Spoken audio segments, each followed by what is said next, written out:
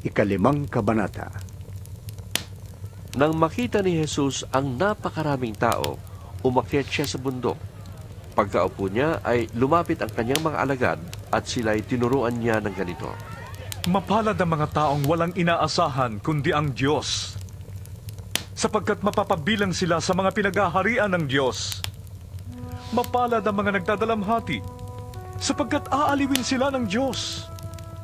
Mapalad ang mga mapagpakumbaba, sapagkat tatamuhin nila ang ipinangako ng Diyos. Mapalad ang mga nagmimiting makatupad sa kalooban ng Diyos, sapagkat ipagkakaloob ng Diyos ang kanilang minimithi. Mapalad ang mga mahabagin, sapagkat kahabagan sila ng Diyos. Mapalad ang mga may malinis na puso, sapagkat makikita nila ang Diyos.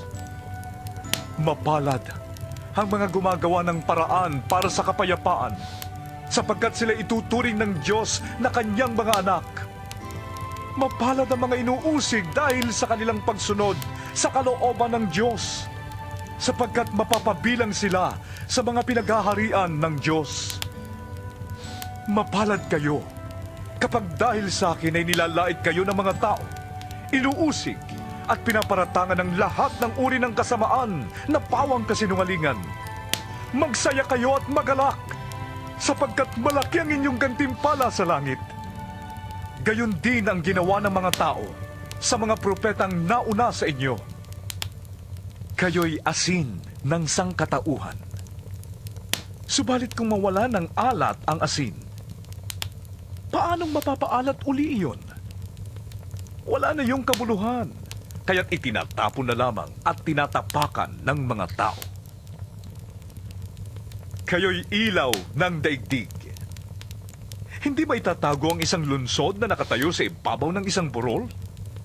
Walang taong nagsisindi ng ilaw, at pagkatapos ay inilalagay yon sa ilalim ng takalan. Sa halip, inilalagay yon sa talagang patungan upang matanglawan ang lahat ng nasa bahay.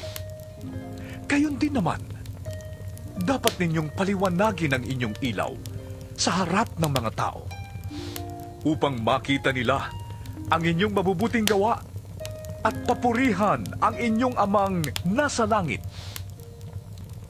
Huwag ninyong akalaing naparito ako upang pawalang bisa ang kautusan at ang mga turo ng mga propeta.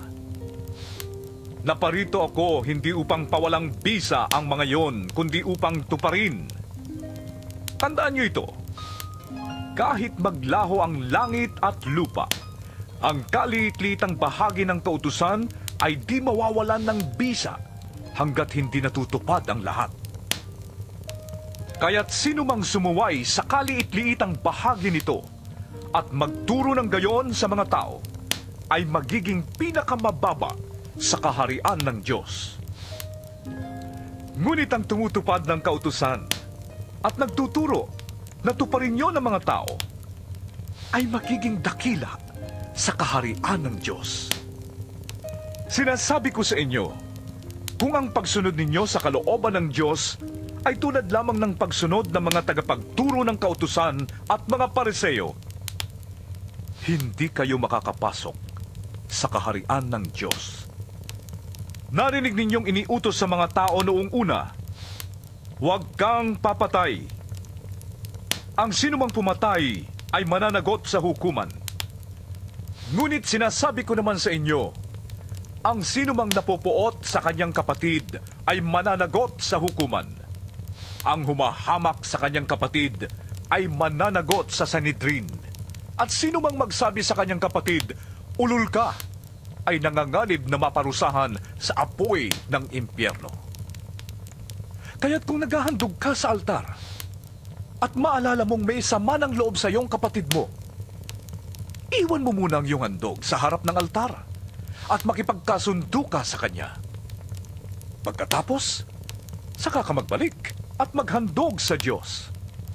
Kung may ibig magsakdal sa iyo, makipag-ayos ka agad sa kanya bago makarating sa hukuman ang inyong kaso. Kung hindi, dadalhin ka niya sa hukom at ibibigay ka nito sa tanod at ikukulong ka naman sa bilangguan. Sinasabi ko sa iyo, Hindi ka makakalabas doon hanggat hindi mo nababayaran ang kahuli-hulihang sentimo ng dapat mong bayaran. Narinig ninyo na iniutos noong una, huwag kang mangangalunya. Ngunit sinasabi ko sa inyo, ang sinumang tumingin sa isang babae ng may mahalay na pagnanasa, ay nangangalunya na sa babaeng yon sa kanyang puso. Kung ang isang mata mo ay nagiging sanhi ng iyong pagkakasala, dukitin mo ito at itapon. Mabuti pang mawalan ka ng isang bahagi ng iyong katawan kaysa ang buo mong katawan ang itapon sa impyerno. Kung ang iyong kamay naman ay nagiging sanhi ng iyong pagkakasala, putulin mo ito at itapon.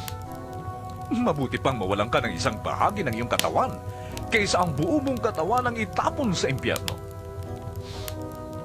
Sinabi rin naman, kapag diniborsyo ng isang lalaki ang kanyang asawa, ito'y dapat niyang bigyan ng katibayan ng diborsyo.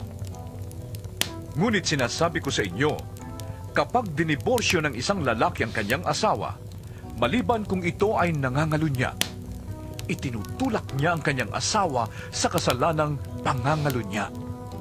At sino mang mag-asawa sa babaeng hiniwalayan ay nagkakasala rin ng pangangalunya. Narinig din ninyong iniutos noong una, huwag kang susumpa na walang balak na tuparin ang iyong pangako. Sa halip, tuparin mo ang iyong sinumpaang pangako sa Panginoon. Ngunit sinasabi ko sa inyo, huwag na kayong manunumpa kapag kayo'y nangangako. Huwag ninyong sasabihing, saksi ko ang langit, sapagkat ito'y trono ng Diyos.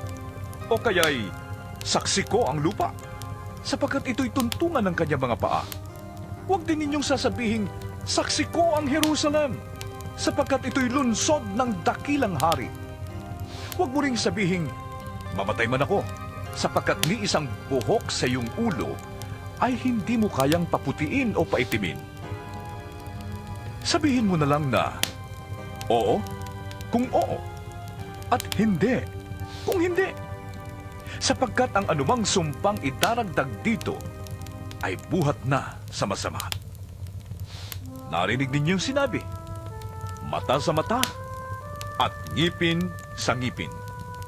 Ngunit sinasabi ko sa inyo, huwag ninyong paghihigantihan ang masamang tao.